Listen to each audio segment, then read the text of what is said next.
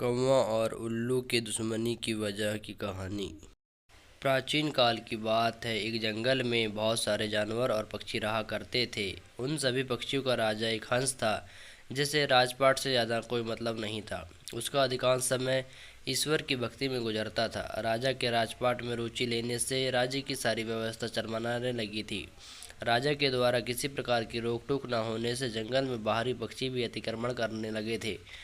इस बात से परेशान होकर सभी मंत्रियों और सेनापति ने सभा बुलाई, जिसमें कबूतर, उल्लू, तोता, बगुला, मोर, कोयल, चिड़िया आदि पक्षी सम्मिलित हुए।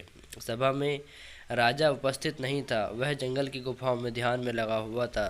सभी पक्षियों ने एक स्वर में इस बात को स्वीकार किया कि हमारे राजा को राजपाट से कोई मतलब नहीं है। न ही हमारे पक्षियों शिकारियों से बचाते हैं और न ही बाहरी अतिक्रमणियों से हमारी रक्षा करते हैं, और समय आ गया है कि हमें किसी और पक्षी को राजा चुना जाए।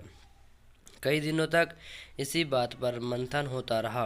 अंत में सभी ने तय किया कि उल्लू को राजा चुना जाए, और सभी ने मिलकर एक मत में उल्लू को अपना राजा चुन लिया। राज्याभिषेक की तैयारी होने लगी। सभी पवित्र नदियों का जल मंगाया गया। मनोविचार शुरू होने वाले थे कि कहीं से एक कौवा आ गया। इतने भव्य कार्यक्रम की तैयारी देख कौवे ने सोचा, लगता है यहाँ कोई विशेष कार्यक्रम है, अंत चलकर देखा जाए। जैसे ही कौवा अंदर पहुंचा, सारे पक्षी उसे देखकर आश्चर्य में पड़ गए। वे जानते थे कि कौवा चतुर और कूटनीतिज्ञ होते हैं, इसलिए सभी उनका विचार जानने के लिए कौवे के पास पहुंच गए। कौवे को जब पता चला कि यहाँ तो उल्लू का राज्याभिषेक होने वाला है, तो वह जोर से हंसने लगा और बोला, मोर, सारस, तोता जैसे सुंदर और विद्वान पक्षियों के रहते इस टेढ़ी नाक वाले अति अप्रदर्शनीय और दिन में न देख सकने वाले उल्लू को राजा बनाना सही नहीं है। यह चयन ही गलत है। उल्लू का स्वभाव कटुभाषी और रौद्र होता है। एक राजा के लिए अच्छा नहीं माना जाता। आप सभी का राजा जीवित है, और एक ही राजा दूसरे राज्याभिषेक कैसे किया जा सकता है? जिस प्रकार सूर्य एक ही होता है, एक से अधिक होने पर प्रलय आ जाता है, उसी प्रकार एक से अधिक राजा होने पर संसार में विपत्ति आ जाएगी। यदि उल्लू जैसे कायर, कटुभाषी, आलसी पक्षी को राजा बनाओगे तो विपत्तियां आना स्वाभाविक है। सभी पक्षियों ने कौवे की बात बड़े ध्यान से सुनी, और उन्हें लगा कि वाकई कौवा सही कह रहा है।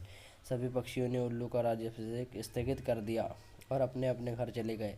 उस स्थान पर कौवा और उल्लू ही रह गए। कौवे के कारण राज्याभिषेक न होने का कारण उल्लू उस कौवे से बहुत नाराज हुआ, और उसने घूरते हुए बोला, दुष्ट कौवे, तेरे कारण से आज मेरा राज्याभिषेक नहीं हुआ और मैं राजा नहीं बन सका।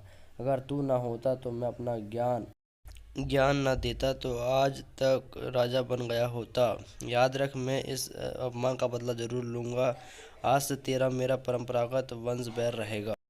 कौवे को भी लगा उसने बिना कारण उल्लू से बैर मोल ले लिया है। कभी कभी सच्ची बात कह देना और दूसरों के कार्यों में बिना कारण हस्तक्षेप करना भी नुकसानदायक होता है। कौवा वहाँ से चुपचाप उड़ गया। तभी से कौवों और उल्लू में बैर चला आ रहा है। कहानी की सीख। इस कहानी से हमें यह सीख मिलती है कि कभी भी बिना कारण किसी के मामले में हस्तक्षेप नहीं करना चाहिए। लाइक करें, कमेंट करें, शेयर करें और सब्सक्राइब करें अपने चैनल टॉक न्यू प्रिंसिपल को।